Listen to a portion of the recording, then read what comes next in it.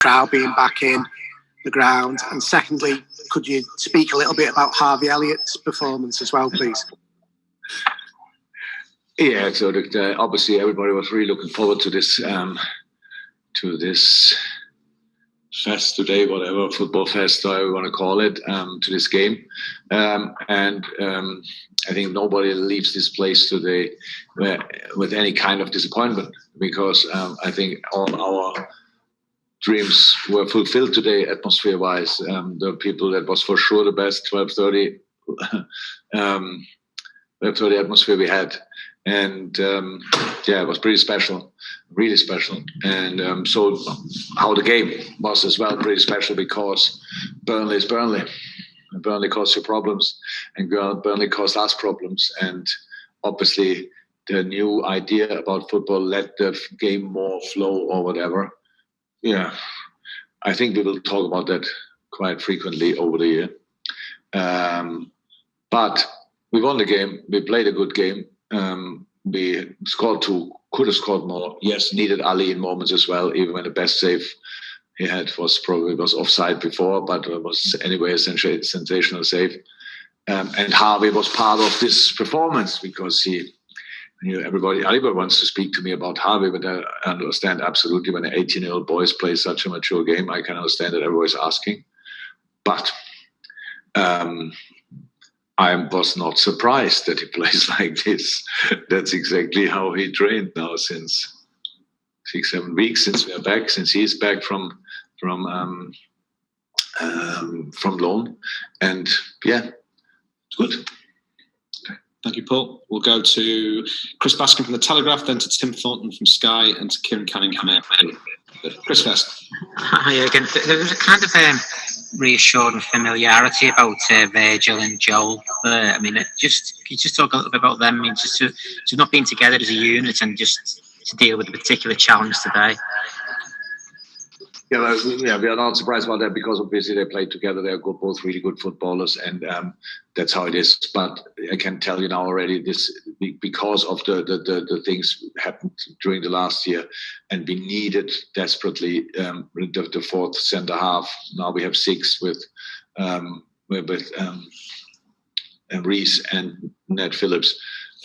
And so we needed that, and so they will all play. The first 4 will definitely play all together, and we have to mix it up. We will do that, because they don't have nobody of these guys, especially after a long injury, should play there now all the time, 3 games in a week, stuff like this. So we need to find a way to get used to that. But this game today, there was no chance to change anything from last week, because you needed to be used to each other to face this Burnley team.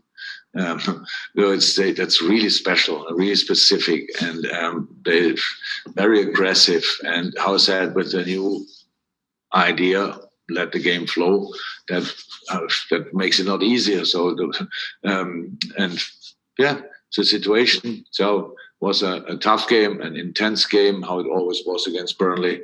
We won it. It was not always like this, but sometimes as well. So let's just keep going. Okay, great.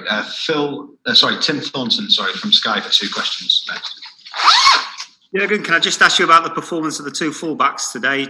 Trent in particular obviously had his injury problems in the summer, but back to his best today. And how well do you feel your side dealt with the physical challenge that Burnley represented today?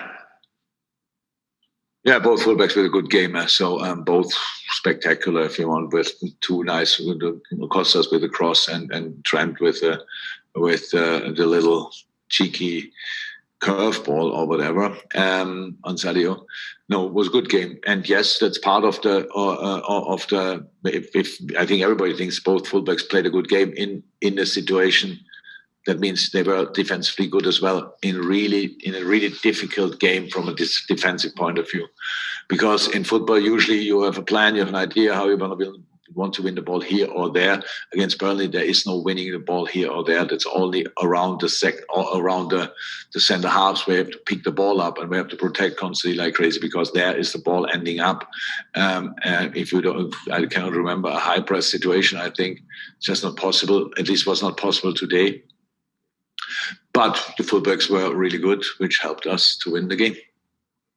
Thank you, Tim. And then the last couple, we'll take one from Kieran Canning from AFP, and then we'll finish with Paul Joyce, who's put the hand up again, I presume, for a follow-up. Kieran. Hi, Jurgen. Hi. The focus on Virgil's comeback has been more defensively, but just how much of an impact is having him for his distribution from the back make to the overall way the team can play? Because we saw in the second half, particularly, those diagonal balls that he plays out to the right-hand side that created quite a few chances. Yeah, of course, that's really helpful. The package Virgil van Dijk is really helpful. I just don't understand why we constantly. I like talking about Virgil, but I just don't like if you talk about last season. Everybody, Virgil van Dijk didn't play. Just to mention again, Joe Gomez and Joel Matip didn't play as well, which didn't make the situation easier. And people tend to forget how good they are. No, but of course it's cool having Virgil back. He was for sure in moments on the edge today, not physically, but not in a dangerous way, just because the intensity of the game was incredible, especially for the centre halves. You're constantly in the air. The ref whistles absolutely nothing. Strikers are in your body. You jump, you get down. That was the proper test today. Yeah, and I honestly, I love football. I love all these challenges and all these kind of things. Yes, but we came from protecting the players slightly more to let the game more flow. There is a gray area in between, which for sure we will have to adapt again during the season, because just let the game now run doesn't sound like it makes too much sense. We have to still need to talk about different things, but it was for today. It was fine, but it was a proper test for centre halves. It was a proper test for Virgil today. He passed it, and all good. And then final question back to Paul to finish his press conference. Paul. It was just on that point about letting the game flow more. Speaking generally, do you think what would you like to be done about things? You've obviously got concerns. Concerns. I'm not the Pope of football or whatever, and or any kind of priest and want to tell the people what to do. These kind of things, really not. It's just when you might remember it, when we started talking about the elbow in the challenge, all of a sudden all challenges in the air were like, we heard a whistle. Don't know what's going on now. So it happened then that players started to feeling something in the face even when nothing touched them, because it helped always doing this. That we went to all these different things. Now there's the message, like a headline, let the game all flow. It started with the penalties, no soft penalties anymore, which is absolutely fine. But we cannot forget that we have to protect the players as well. And the challenge is in the air. So that's not me saying that. That's common sense, sport science, whatever. You're in the air. You know when you're in the air, you go down. You can fix that. It's no problem. But if you don't know how to, you get down because somebody is with your body. That's a dangerous situation in football in general. That's a dangerous situation. I don't say they are all fouls, for sure not. Most of the time, it's a clear challenge. But if you do these kind of things constantly and everything, there are different ways to play football, obviously. And that's all fine. There were just a few hard situations, and I still stick to it. The goal against Arsenal, that was not dangerous at all. It's just, how can you keep the goalie away from the situation? Everybody tells the goalie, then you have to be there, but he cannot be there, because if he wants to be there, then he has to make a foul himself, and that's just not possible. You would expect in these situations that the ref helps. Again, we are early in the season. I don't want to open now already the box of Pandora. I just think we have to speak about these kind of things, because the intensity of the season didn't even start.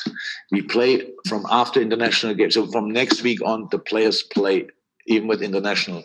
There are, by the way, the FIFA gave the Brazilian and the South American the opportunity to play a third game. It's like they can play the third game on Thursday night in Brazil, and we can do nothing in a moment against that. I don't know where we solved that, and have our matches either Saturday or Sunday against Leeds. Means how we want to deal with that. So just to say, the intensity is starting now. In a moment, it's like still extended preseason. You play a game, then you have a week to prepare the next game, then you have a week to prepare the next game. After that game against Chelsea, the players play always, our players and a lot of others play always 3 games a week until Easter. So, and that's the situation. And that's why we cannot just make a spectacle of challenges, and on the other side, and they might be a little bit tired. in all these things, the first thing we have to be concerned about is not the spectacle, is the player. That's what I always said. And it's for us exactly the same, like it is for other teams. If we do something in the kind of challenges, it's not only one side, it's just for all of us. We will have a lot of football games, but we only have them if our players are available. If they are available, then we have to make sure that they don't get hurt in situations we could avoid.